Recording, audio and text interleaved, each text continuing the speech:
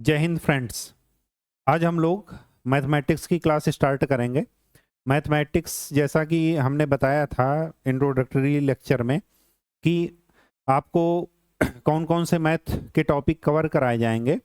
एक सिंपल सी बात यह है कि जो हमारा गेट का सिलेबस है उसमें इंजीनियरिंग मैथमेटिक्स है। इंडियन इंजीनियरिंग सर्विसेज में भी मैथमेटिक्स अब आ गई है।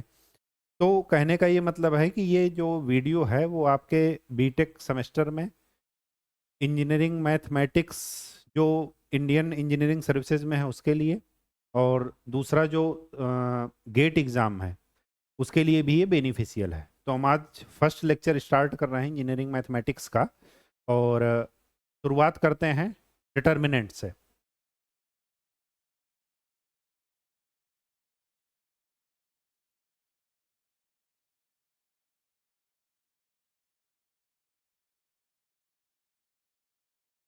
अगर आप लोगों की कोई स्पेसिफिक रिक्वायरमेंट हो तो आप कमेंट सेक्शन में दे सकते हैं, फिर हम आगे उसका भी जो है कुछ ना कुछ प्रोविज़न करेंगे। अब देखिए डिटर्मिनेंट होता क्या है। पहली बात तो डिटर्मिनेंट को रिप्रेजेंट करते हैं इन दो लाइनों से। इसके बीच में इनके एलिमेंट लिखे जाते हैं।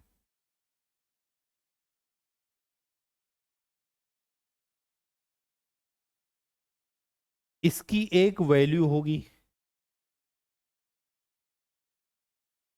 और वो वैल्यू क्या होगी? This multiplied by this minus this multiplied by this. तो A1 into B2 minus B1 into A2, this is called expansion of determinant.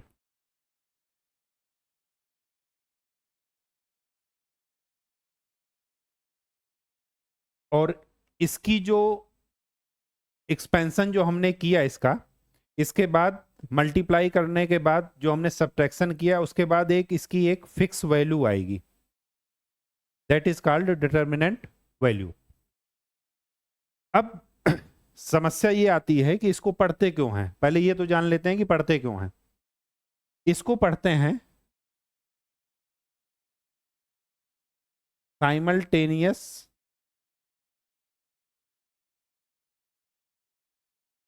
Linear equations के सॉल्यूशन के लिए, को सॉल्व करने के लिए, ताकि हमारा सॉल्यूशन क्या हो, इजी हो जाए, आसान हो जाए।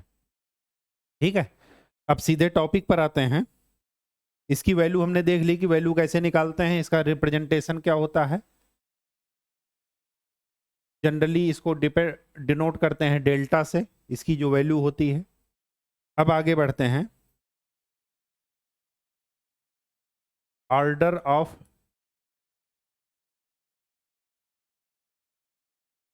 Determinant.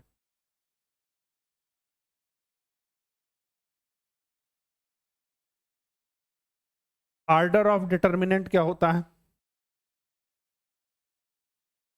Number of rows, number of columns. वैसे generally number of rows number of columns के बराबर होते हैं। अगर ये दोनों बराबर नहीं होते हैं तो उनमें से जो ज्यादा होगा वो क्या होगा, उसका ऑर्डर। रो किसे कहते हैं? जब हम इधर की इधर लेफ्ट टू राइट या हॉरिजॉन्टल जो चलते हैं उसको बोलते हैं रो। और जब हम ऊपर से नीचे चलते हैं या नीचे से ऊपर तो उसको बोलते हैं कॉलम।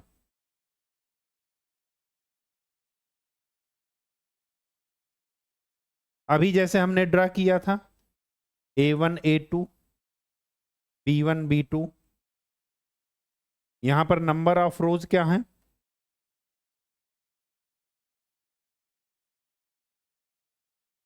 एक रो ये हो गई R1, दूसरी रो ये हो गई R2, एक कॉलम ये हो गया C1, दूसरा कॉलम ये हो गया C2। तो number of rose 2, number of columns 2, तो ऑर्डर ऑफ डिटर्मिनेंट,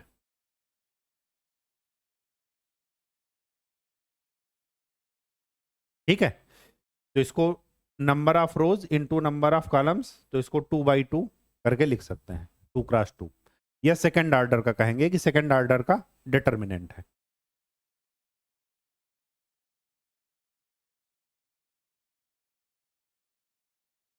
इसमें एक टर्म आता है उसको माइनर। माइनर क्या होता है वो एक एग्जाम्पल से समझते हैं। ये एक डिटर्मिनेंट है, A B C D E F G H P, इनके सारे एलिमेंट स्मॉल लेटर में हैं इसके अंदर। अब माइनर क्या होता है? माइनर वो होता है कि माइनर ऑफ एन एलिमेंट, किसी एलिमेंट का अगर हमें माइनर निकालना है तो उसकी रो एंड उसके कॉलम को डिलीट कर देंगे। इसके बाद जो बचा हुआ है रिमेनिंग, उसी को बोलते हैं माइनर। जैसे अगर हम माइनर ऑफ ए निकालें, ए ये है फर्स्ट रो का फर्स्ट एलिमेंट, तो इसका रो और इसका कॉलम हटा दीजिए, तो बचा क्या? ई एफ एच पी, ये इसका माइनर हो गया। तो इसकी वैल्यू क्या आई? वही cross multiply this into this minus this into this, तो E into P minus H into F, ये माइनर ऑफ ए है। सिमिलरली अगर मैं ये निकालूं minor of B,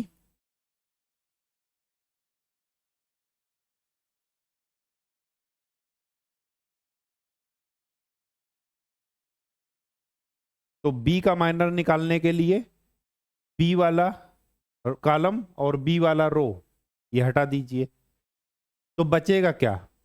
D G F P.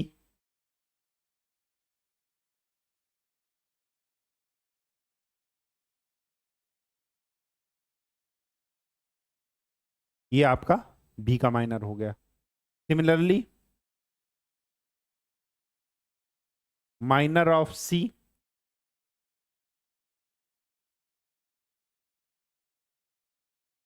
सी का माइनर, तो सी की रो और सी का कॉलम हटा देंगे, तो बचेंगे क्या? ये 4, तो डी जी ई और एच, ये आपके क्या हो गए? Minor of C. सिमिलरली अगर हमें डी का माइनर निकालना हो, माइनर ऑफ डी, जब डी का माइनर निकालना होगा तो डी का रो और डी का कॉलम हटा दीजिए, तो बचेंगे क्या? बी सी एच और पी, तो बी सी, अच्छा सॉरी सी इधर है और एच पी, ये आपका माइनर हो गया किसका? डी का। तो बात समझ में आ गई? ठीक है। इसी तरह बाकी एलिमेंट का भी आप लोग निकाल लीजिएगा, ई का निकाल लीजिएगा, एफ का निकाल लीजिएगा, जी का निकाल लीजिएगा, एच का, पी का, सिमिलरली ही निकालना है। ठीक है। अब यहां पर दूसरी एक चीज पूछी जाती है, वो होती है कोफैक्टर।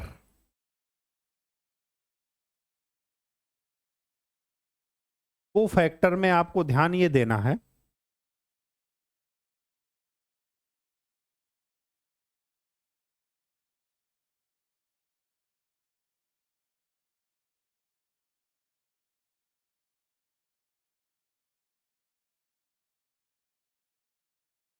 कोफैक्टर। कोफैक्टर में ध्यान ये देना है, अभी हमने ये डिटर्मिनेंट बताया था A B C D E F G H और पी। डिटर्मिनेंट के अंदर जो भी लिखा जाएगा वो स्मॉल लेटर में जनरली होता है। अब क्या करते हैं, कोफैक्टर। कोफैक्टर का एक फार्मूला है -1 R plus C into minor. R क्या है, रो, और सी क्या है, कॉलम। समझ लेते हैं इसको एग्जांपल से। अगर मैं ये कहूं कि माइनर ऑफ ए का माइनर निकालना है, तो सिंपल सी बात है कि ए जिस रो में है उस रो को डिलीट कर दीजिए और ए जिस कॉलम में उस कॉलम को डिलीट कर दीजिए। तो इधर से ये चला जाएगा और ये चला जाएगा, तो क्या बचेगा, ई एफ एच और पी। तो ई एफ एच पी यही बचेगा। लेकिन अगर मैं ये कहूं कि कोफैक्टर ऑफ ए, तो कोफैक्टर क्या होगा, कोफैक्टर ये हो जाएगा। अच्छा, इसको आप सॉल्व कर लीजिएगा तो E into P minus F into H आ जाएगा। ठीक है, उसकी अगर ये न्यूमेरिकल है, डिजिट है, तो आप इसको मल्टीप्लाई करके डिजिट देख लीजिएगा जो भी वैल्यू आए। कोफैक्टर ऑफ ए में क्या करेंगे, -1। इसके बाद रो कौन सी है, ये पहली दूसरी तीसरी, तो ये है रो 1, रो 2, रो 3। ये है कॉलम C1 C2 C3। तो ये ए कौन सी रो और कौन सी कॉलम का एलिमेंट है, वो नंबर यहां पर आपको ध्यान देना है। तो फर्स्ट रो और फर्स्ट कॉलम का है, तो -1, इसकी पावर हो जाएगी 1 + 1 इंटू इसका माइनर ऑफ ए कितना है, ई एफ एच पी। या तो ये लिख दीजिए या इसकी वैल्यू जो आई है वो लिख दीजिए। तो कोफैक्टर ऑफ ए कितना हो जाएगा, -1 की पावर 2। अगर स्क्वायर करेंगे तो ये क्या हो जाएगा, 1 ही आएगा। मतलब ये आ जाएगा ई एफ एच और पी। लिख सिमिलरली अगर हम निकालेंगे कोफैक्टर ऑफ बी, बी का कोफैक्टर, तो बी कौन से रो और कौन से कॉलम का एलिमेंट है, तो फर्स्ट रो, और कॉलम कौन सा है, सेकंड। इसका माइनर क्या हो जाएगा, ये रो डिलीट कर दीजिए, ये कॉलम डिलीट कर दीजिए, तो डी एफ जी और पी। तो इसका क्या हो जाएगा, -1 का क्यूब माइनस, तो D into P minus F into P. ये आपका कोफैक्टर ऑफ बी हो जाएगा। सिमिलरली सी का निकाल लीजिए, सी का कोफैक्टर, डी का, ई का, एफ का। बस ये फार्मूला याद रखिएगा। तो कोफैक्टर और माइनर में क्या डिफरेंस है, ये सिंबल याद रखिएगा। यहां पर अगर इसको जनरलाइज करें तो ये बनेगा प्लस के साथ आएगा, ये माइनस के साथ, ये प्लस के साथ, ये प्लस माइनस इसी फार्मूले में रखते चले जाएंगे तो आता जाएगा। फिर प्लस के बाद अल्टरनेट, प्लस के बाद माइनस आएगा, माइनस के बाद प्लस, प्लस के बाद माइनस। जी का माइनस के बाद क्या आएगा, प्लस, प्लस के बाद माइनस, माइनस के बाद प्लस। ठीक है। अब आप ये देखेंगे कि ये जो डायगोनल है इसको बोलते हैं प्रिंसिपल डायगोनल। क्या बोलते हैं, प्रिंसिपल डायगोनल। प्रिंसिपल डायगोनल के सारे जो वो फैक्टर है, मल्टीप्लाइंग फैक्टर, वो सारा का सारा क्या है, पॉजिटिव। इसके बाद अल्टरनेट चलते जाइए, प्लस के बाद क्या आएगा, माइनस, माइनस के बाद प्लस। इसको बोलते हैं प्रिंसिपल डायगोनल। ये प्रिंसिपल डायगोनल नहीं है, तो डायगोनल में जितने भी हैं उनका सबका क्या है, प्लस। उसके बाद डायगोनल के जो भी अब बचे वो सारे के सारे किस में हैं, माइनस में। डायगोनल के अलावा जो भी एलिमेंट हैं उनके सारे को फैक्टर किस में आएंगे, मल्टीप्लाइंग फैक्टर उसमें क्या रहेगा, माइनस का। ठीक है, ठीक। अब इसका एक क्वेश्चन देख लेते हैं। क्वेश्चन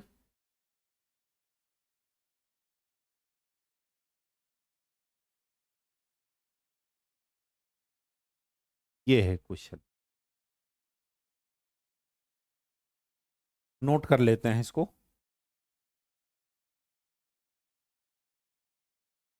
तब आपको ज्यादा समझ में आएगा।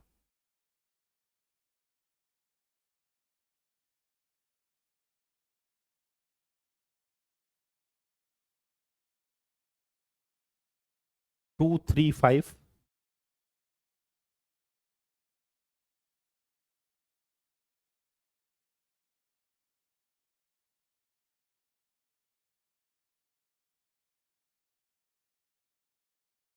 461207।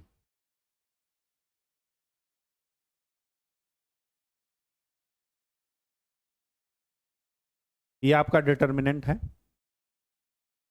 डिटर्मिनेंट के सिंबल वो ए से डिनोट करते हैं, ए बी मतलब कैपिटल लेटर में, और इसके अंदर जो भी रहेगा वो स्मॉल लेटर में रहेगा। अब इसमें कहा गया है find minor and cofactor of first रो।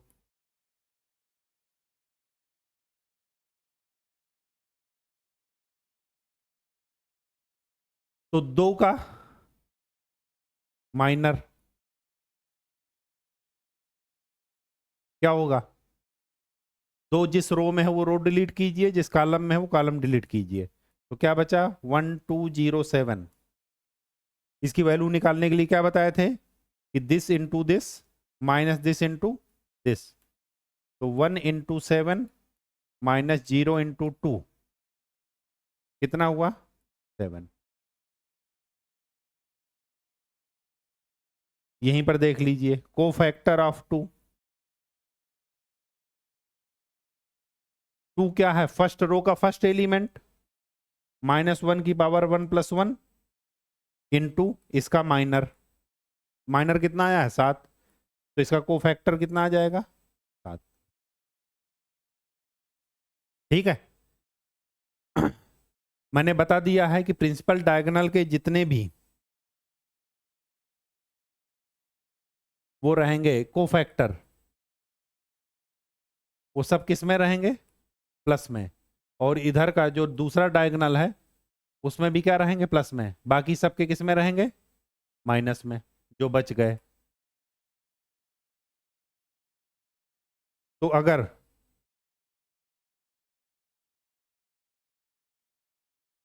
अब मैं देखता हूं माइनर ऑफ 3। 3 क्या है, फर्स्ट रो और सेकंड कॉलम का है। तो पहले तो माइनर निकाल लेते हैं, इसकी रो गायब कर देते हैं और इसका कॉलम गायब कर देते हैं। तो 4607। तो कितना हुआ, दिस इंटू दिस, 4 × 7 28 माइनस 0 कितना हो गया, 28। कोफैक्टर ऑफ 3 चाहे तो डायरेक्ट लिखिए माइनस, या -1 की पावर 1 + 2 लिखिए, क्योंकि फर्स्ट रो और सेकंड कॉलम का एलिमेंट है, इनटू इसका माइनर कितना है, 28। तो कोफैक्टर इसका कितना हो जाएगा, -28। बात समझ में आ गई। सिमिलरली आप बाकी 4 का भी निकाल लीजिए, 1 का भी निकाल लीजिए, 0 का, 5 का, 6 का, 2 का, 7। ठीक है। अगर इसमें कोई डाउट हो तो फिर रुके या पूछ लेते हैं।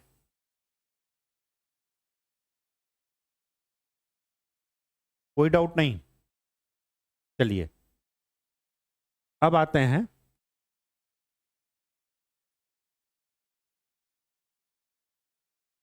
प्रॉपर्टीज ऑफ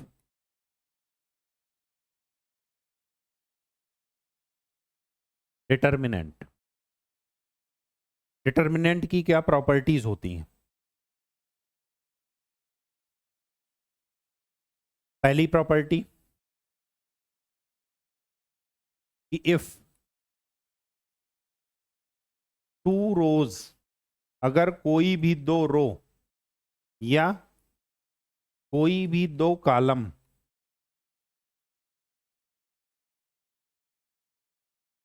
आइडेंटिकल हैं,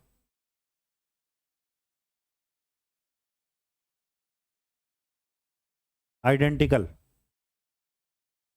देन इट्स वैल्यू, उसकी डिटर्मिनेंट की वैल्यू क्या हो जाएगी? 0। ये पहली प्रॉपर्टी है। अगर आपको प्रूफ करना है तो ले लीजिए 1 2 1 1 2 1 4 5 6, ये एक डिटर्मिनेंट है। इसकी पहले दो रो R1 और R2 देखिए सेम है, ठीक है। इसकी वैल्यू निकाल कर देखते हैं। एक्सपेंशन कर दीजिए। एक्सपेंशन करने का क्या तरीका है? पहले ये लीजिए 1 1 का रो और कॉलम गायब कर दीजिए, तो दिस इनटू दिस जो बचा, फिर दिस इनटू दिस, ये क्या है? 1 का माइनर, तो 1 इंटू 2 5 1 6, 1 का माइनर, ये प्लस है। इसके बाद चाहे इधर से कीजिए कॉलम से, चाहे रो से कीजिए, तो प्लस के बाद क्या आएगा? माइनस, तो ये माइनस लगा दिए। 2 2, अब 2 का को फैक्टर माइनर क्या है? इसको रो डिलीट कीजिए और इसका कॉलम डिलीट कीजिए, तो क्या आया? 1 4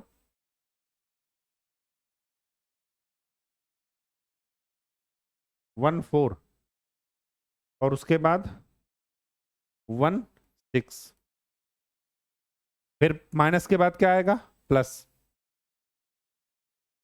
ये 1 1, इसके बाद 1 का माइनर, तो 1 का रो डिलीट कीजिए, कॉलम डिलीट कीजिए, तो क्या आएगा? 1 4 2 5। ये एक्सपेंशन है दरअसल।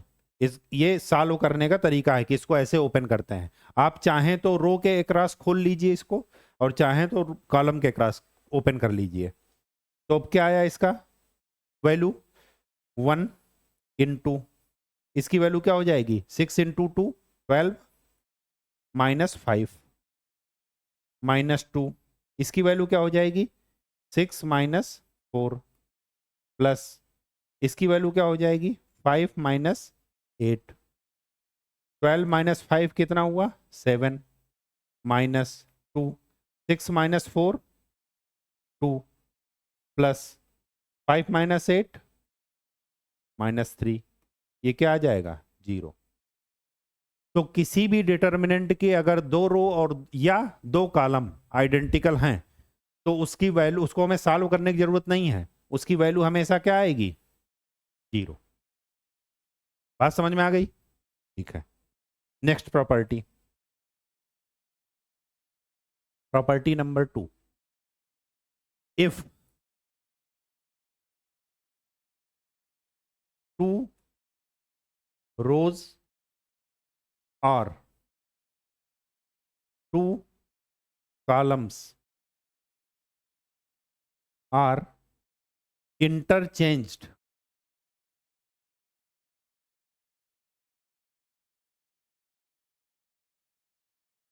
then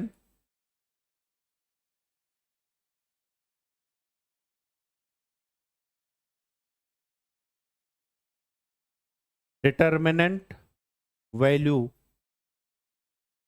is multiplied by -1। कहने का ये मतलब है कि अगर हम कोई भी दो रो या कोई भी दो कॉलम चेंज करते हैं, तो फर्स्ट अगर पहली बार चेंज करते हैं तो उसमें -1 का मल्टीप्लाई हो जाएगा। जैसे 1 2 3 4 5 6 7 8 9, हम ऑपरेशन करते हैं, R2 को R1 से चेंज कर देते हैं। जैसे ही R2 को R1 से चेंज किए तो R2 को R1 की जगह पर लिख दीजिए 4 5 6 1 2 3 7 8 9। तो इसकी और इसकी वैल्यू सेम होगी, बस यहां पर क्या हो जाएगा, एक माइनस साइन लग जाएगा। ये आप निकाल करके भी दे सकते हैं। अगर मैं इसकी वैल्यू निकालूं, अगर मैं इसको रो के क्रॉस एक्सपेंड करूं, पिछले हम एग्जांपल में हमने रो के क्रॉस एक्सपेंड किया था, अब की बार मैं कॉलम के क्रॉस एक्सपेंड कर देता हूं। तो अब की बार ऐसे चलूंगा, तो 1 रो और कॉलम डिलीट कीजिए, तो 5 8 6 9। फिर ये प्लस है तो स्वाभाविक सी बात है ये माइनस होगा, फिर प्लस। अब 4 के क्रॉस करेंगे,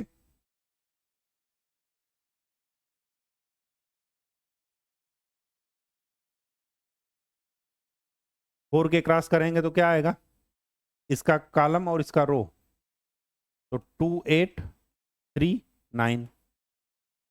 फिर 7 प्लस 7, 7 के क्रॉस करेंगे तो कितना आएगा, 2 5 3 6। इसकी वैल्यू निकाल लीजिए, 1 into 5 into 9 45 minus 48 minus 4 18 minus 24 plus 7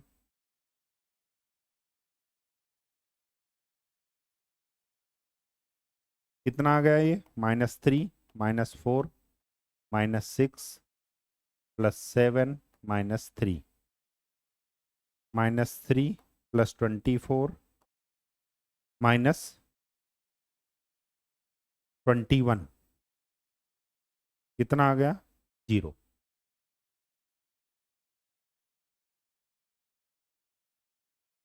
one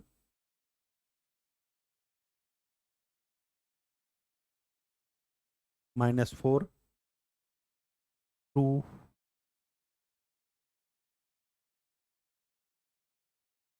plus 7 2 5 3 6।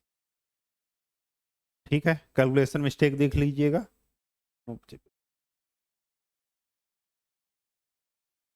0 आ गया। देखते हैं इसकी वैल्यू कितनी आती है।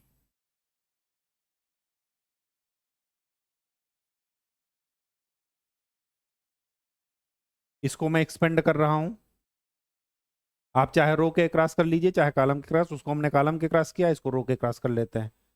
तो 4, अभी हम माइनस छोड़ देते हैं, 4 तो 2 8 3 9, फिर -5 1 7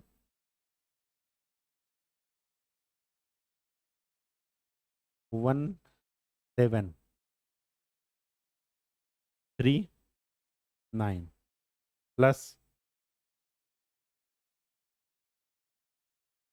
6 1 7 2 8। इसकी वैल्यू क्या निकली, 4 18 minus 24 minus 5 9 minus 21 plus 6 8 minus 14। 4 into -6 -5 -12 plus 6 -6। ये कितना हो गया, -24 प्लस 60 -36। ये क्या हो गया, 0। अब जब 0 ही आ गया तो फिर हम इसमें माइनस का नहीं देख ले, तो माइनस का जो है कोई मतलब नहीं रह जाता। अदरवाइज दूसरा एग्जाम्पल देख लेते हैं, दूसरा एग्जाम्पल देख लेते हैं।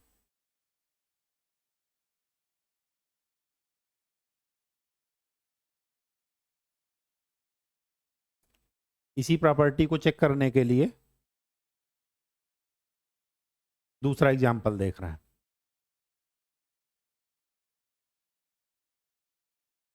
1 2 3 4 6 0 2 1 5।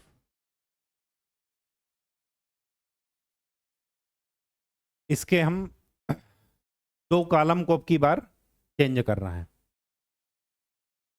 C2 और C3 को आपस में हमने चेंज कर दिया। तो C2 और C3 को चेंज करेंगे तो क्या आएगा, 1 3 2 4 2 0 5 6 1। इसका एक्सपेंशन कर दीजिए। इसका एक्सपेंशन अगर करेंगे तो 1 30 minus 0 minus 2 20 minus 0 plus 3 4 minus 12। कितना हो गया, 30 minus 40 plus 3 minus 8 minus 10 minus 24। कितना हो गया, माइनस 34। इसकी वैल्यू देख लेते हैं। 1 एक्सपेंशन कर रहे हैं,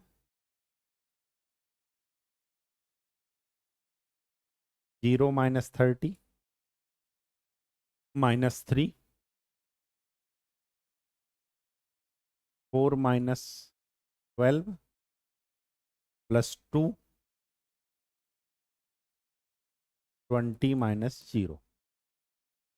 कितना आया, minus 30 minus 3 minus 8 plus 40।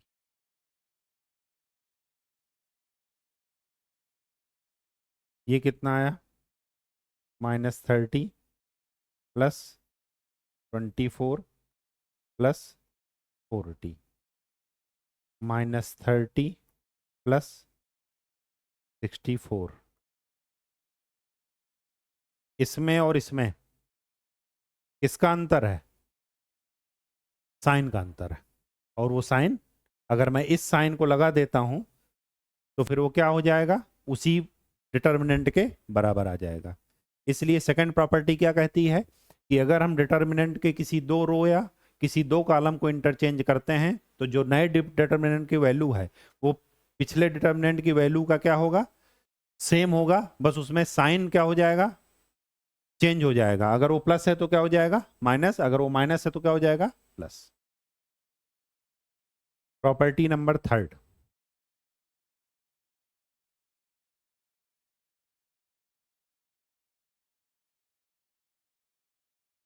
Third property ये कहती है कि if number of rose and number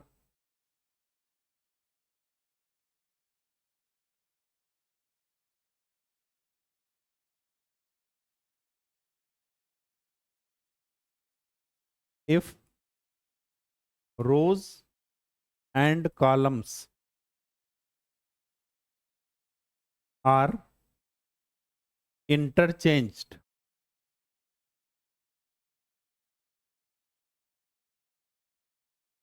then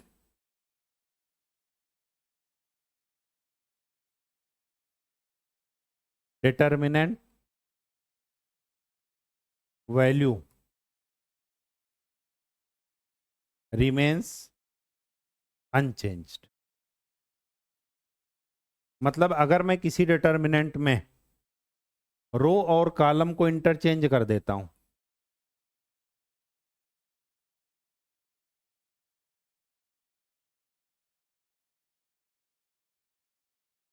रो और कॉलम को क्या कर देता हूं, इंटरचेंज कर देता हूं। यहां पर ए बी सी किस में लिखे हैं, रो में, तो इस रो को मैं कॉलम बना देता हूं, ए बी सी ऐसे लिख देता हूं। डी ई एफ किस में लिखे हैं, रो में, तो इसको मैं कॉलम बना देता हूं। और जी एच पी किस में लिखे हैं, रो में, तो इसको मैं कॉलम बना देता हूँ। अगर मैं ऐसा कर देता हूँ तो जो इसकी वैल्यू होगी वही इसकी वैल्यू होगी, कोई फर्क नहीं पड़ेगा। और ऐसा इस वजह से नहीं पड़ता क्योंकि अभी मैंने करके दिखाया था आपको कि इसका एक्सपेंशन चाहे रो के क्रॉस कीजिए चाहे कॉलम के क्रॉस, वो वैल्यू क्या रहेगी, सेम रहेगी। इसी कारण से ये चेंज नहीं होता। ठीक है, तो इसको एक्सप्लेन करने की जरूरत नहीं है। प्रॉपर्टी नंबर 4, प्रॉपर्टी नंबर 4 ये कहती है कि इफ एनी रो और एनी कॉलम, कोई भी रो या कोई भी column is multiplied by some number या स्केलर, 2 से मल्टीप्लाई कर दिए, 4 से मल्टीप्लाई कर दीजिए, P से मल्टीप्लाई कर दीजिए, Q से मल्टीप्लाई कर दीजिए, किसी से भी मल्टीप्लाई करेंगे, then determinant value is also multiplied by same number और स्केलर। ये जो स्केलर से हमने मल्टीप्लाई किया था उसी स्केलर या नंबर से डिटर्मिनेंट की वैल्यू भी क्या हो जाएगी, मल्टीप्लाई हो जाएगी। इसको एक एग्जांपल से समझ लेते हैं।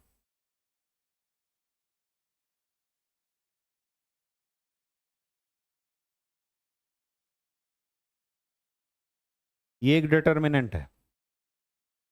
अगर मैं इसके फर्स्ट रो को k से मल्टीप्लाई कर देता हूं,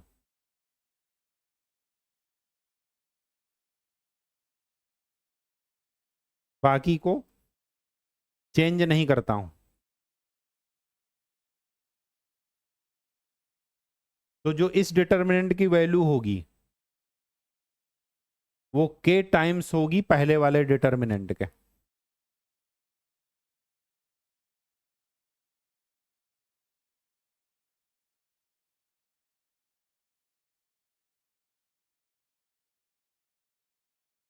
ठीक है, ये ऑब्जेक्टिव में क्वेश्चन आता है। ऑब्जेक्टिव में आपको क्वेश्चन कैसे देंगे, suppose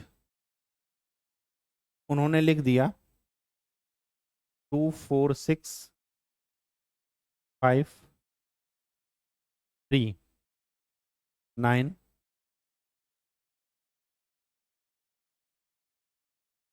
M N Q, this determinant has value 10। इसका डिटर्मिनेंट का वैल्यू क्या है, 10। देन फाइंड आउट या then what is the value of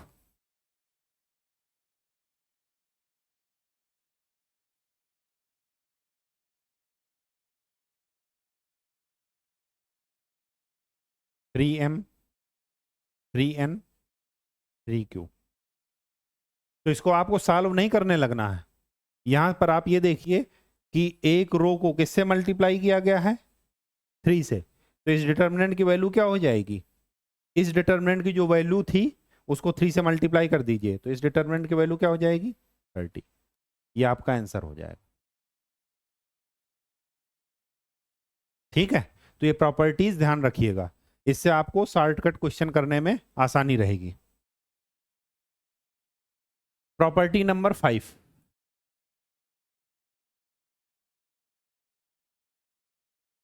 property 5 क्या कहती है कि इफ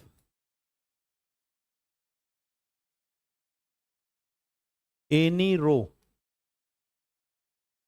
रो की जगह कॉलम भी हो सकता है, इफ एनी रो और column is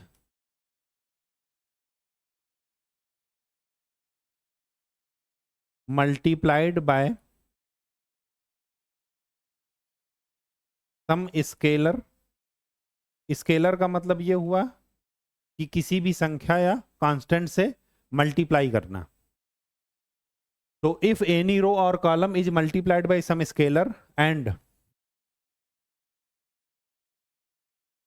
added with another row or column, then determinant value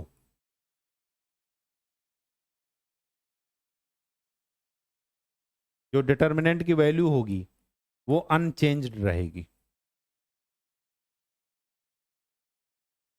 जैसे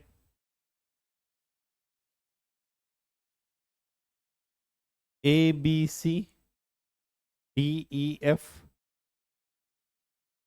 जी एच क्यू, ये एक डिटर्मिनेंट है और इसकी वैल्यू है सपोज कैपिटल ए। ठीक, अब अगर मैं ये कहूं कि हमने फर्स्ट रो को